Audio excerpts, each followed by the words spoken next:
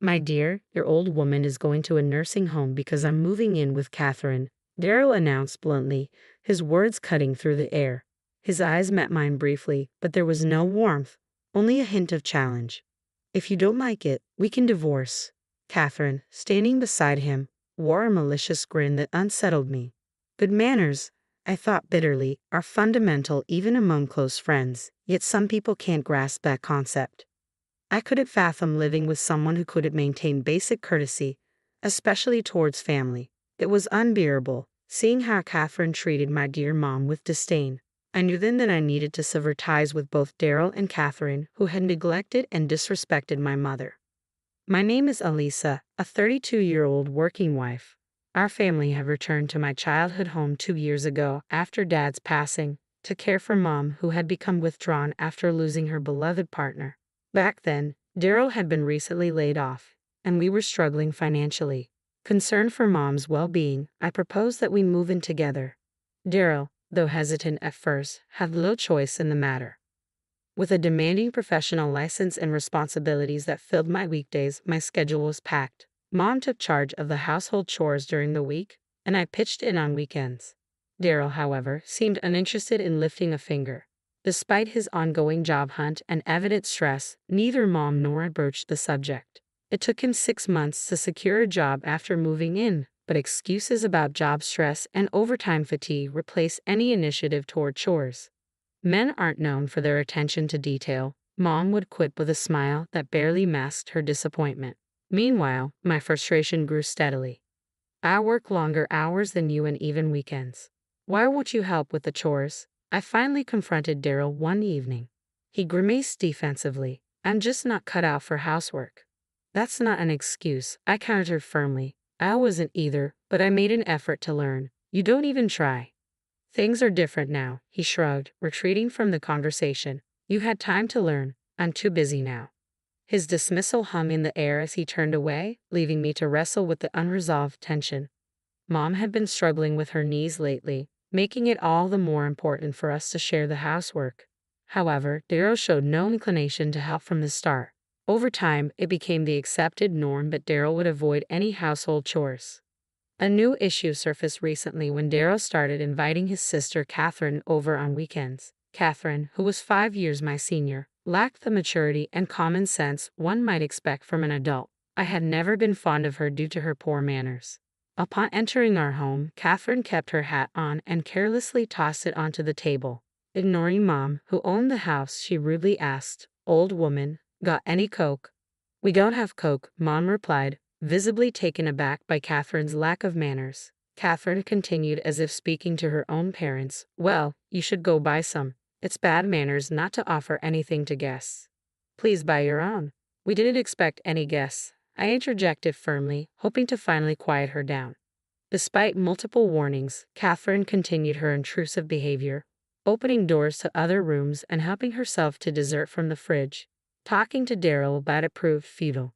"Look, when Catherine comes over, neither Mom nor I can relax," I explained to Daryl one evening. "It's okay occasionally, but every week is too much. If you're both free, why not go out somewhere instead of always coming here? It's becoming a burden on my family."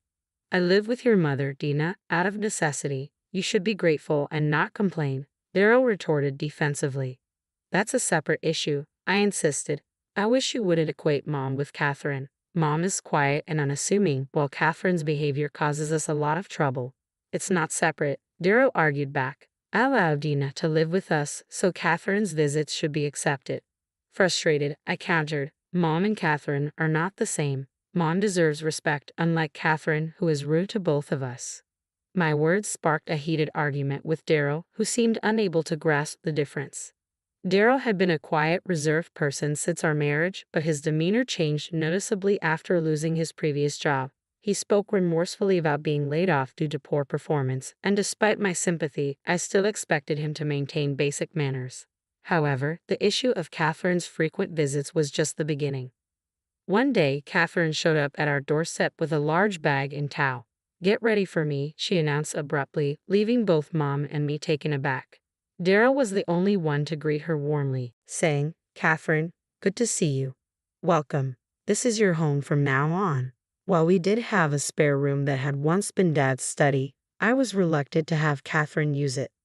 What's going on is that Catherine is moving in here from today, he declared bluntly. Neither Mom nor I have been informed of this decision.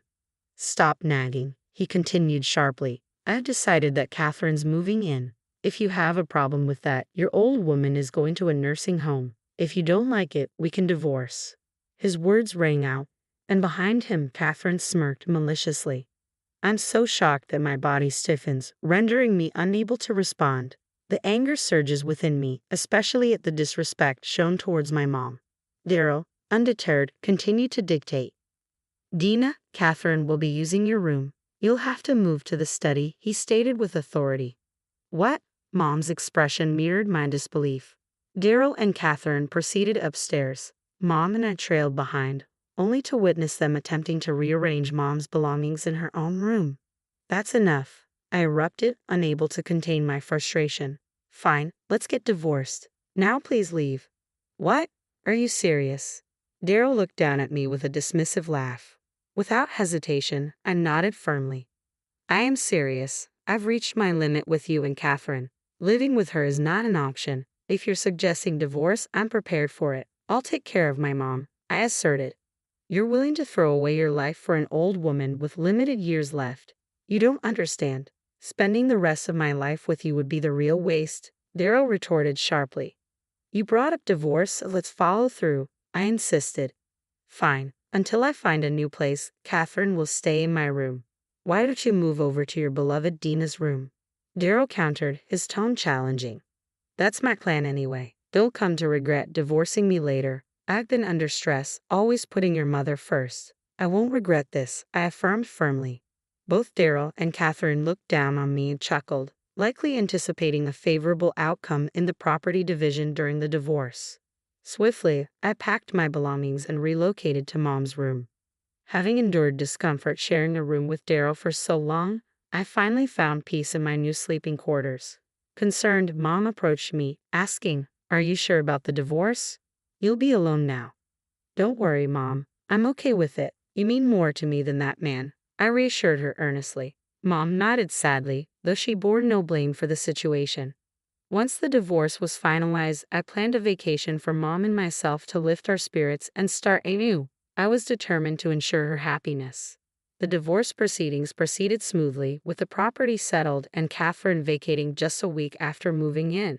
It had been an agonizing week. Catherine had taken over the kitchen, wasting ingredients with her haphazard cooking, which often resulted in inedible dishes being tossed out. She also disrupted the nights with blaring music and even consumed a cake I had purchased from a renowned chef, intended to be shared with Mom. After leaving our home, the two of them moved into a well-located condo. Daryl resumed his work routine, while Catherine planned to take on a part-time job. You might expect that to be the end of our connection with them, but it wasn't. Feeling the need to release all my pent-up frustration, I decided to visit my in-laws' house unannounced. My mother-in-law, Posey, was a step up from Catherine, but still someone I didn't particularly like, often making snide remarks about me. Among them, my father-in-law, Oswald, stood out as the most reasonable and decent person in the family. Initially, I hadn't minded Posey or Catherine much because Daryl and Oswald seemed decent. It turned out I had misjudged Daryl. Without calling ahead, I arrived at my in-laws' home and announced through the intercom to Posey, I've come to say goodbye. We're divorced. Reluctantly, Posey let me in. I entered, still wearing my hat, and opened what I assumed was Posey's room. What are you doing? Posey asked, clearly displeased. Oh, I thought this was the custom in this house, given how Catherine behaved. How rude, I remarked, brushing off Posey's visible annoyance as I entered the room. Oswald was nowhere to be seen, leaving Posey flustered by my unexpected visit. Assertively, I settled onto the living room sofa and made a request, mirroring Catherine's past behavior. Could you get me a Coke? What? We don't have Coke. Can't you go buy some yourself? Posey replied sharply. What's this about? You're here to apologize for the divorce, right? I heard you had an affair, and now you act like this. An affair? I haven't done anything like that. Show me proof before you make such accusations. Besides, this is how your daughter treated us in our home. Didn't you raise her to act this way? And now you find my behavior rude? I challenged, watching as Posey paled and fell silent. I don't know anything about Catherine's actions. She's never listened to me, no matter how much I scold her," Posey admitted with a hint of resignation. "So you gave up on trying to teach her, which is why you have such a selfish and self-centered daughter and son." "Daryl is different. He's always been quiet and never caused trouble for anyone," I countered pointedly. "Then why would such a polite person bring his sister into our home without asking and try to evict my mom from her own room?" "The reason we divorced is because Daryl told me if I didn't want to live with Catherine, then we should divorce." "Where did this affair story come from?" I pressed, watching as Posey looked bewildered and stared at the ground in silence. Seeing the futility of further discussion, I stood up. "Please instruct your children not to behave like this in the future. I apologize for my abrupt behavior today," I concluded firmly before taking my leave. Following the incident, my parents-in-law formally approached me to apologize. I insisted, "Please apologize to Mom," prompting Oswald to express sincere regret and even provide compensation for the inconvenience caused. Mom was visibly moved by the gesture. I later heard that Posey had called Daryl and Catherine to their home and scolded them. While Posey had her faults, she seemed to pale in comparison to Catherine's behavior. My reenactment of Catherine's actions must have struck a nerve, prompting Posey to realize that changes were necessary. It was rumored that both parents had given their children a stern talking to, but it appeared that Daryl and Catherine's problems were far from over. Sometime after Mom and I had relocated, Daryl called me unexpectedly. "Hey Alisa, where are you?" "Why do you need to know?" I replied coolly. "Because your house is up for sale." Daryl's frustration was evident in his raised voice. I reiterated my question. "Why do I need to tell you where I am?" "Well, that's," he hesitated, seemingly grasping the significance of my question, "because I still love you. I realize how much I missed you after you left. I regret my behavior. I was just putting on a front for Catherine. I truly wanted to cherish you and Dina, but I've always struggled to stand up to Catherine. No matter how much he claims to have changed or apologizes or even professes his love, my heart remains unmoved. There's no forgiving the way he brought Catherine into our home, threatened divorce, and insulted my mom," I asserted firmly. "I don't care how you feel. We're divorced. No amount of apologies or money will make me reconsider," I stated resolutely. "Don't say that. I've realized how much I value you and Dina. I promise it won't happen again. Just give me one more chance," Daryl pleaded desperately. "You're just looking for someone to do the housework, aren't you?" I groaned, feeling vindicated by his admission. I just blurted something out, but it seems I hit the mark. "Besides, I can't believe you're asking to get back together," I added incredulously. "You're unbelievable. Remember how you laughed when we discussed divorce? How you and Catherine looked down on Mom and me? Now the tables have turned," I concluded with a mix of frustration and satisfaction. His attitude changed. "You're getting cocky just because I'm being humble here," Daryl retorted defensively. "Weren't you supposed to be remorseful? Didn't Oswald and Posey teach you anything about consideration and taking responsibility? You should be the one apologizing. I heard you were disrespectful to Mom. You've even lied and blamed Catherine for it. Dad scolded both of us because of your actions," I countered, frustration evident in my tone. His dismissive attitude prompted a laugh from me. "Are you seriously saying you've never faced consequences from your parents? Is this how you act at your age? Some people your age are raising families and navigating life responsibly. Meanwhile, here you are in your 30s, acting like a teenager.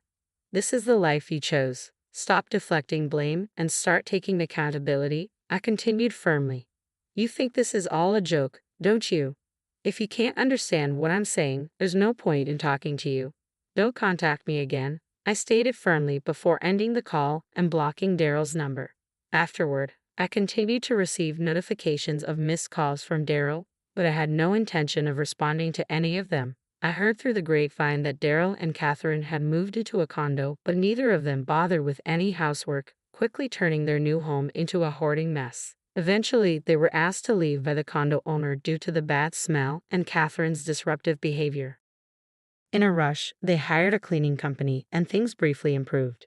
However, their place soon fell back into disarray. It wasn't long before they reached out to me for help. Additionally, Catherine's spending habits were extravagant.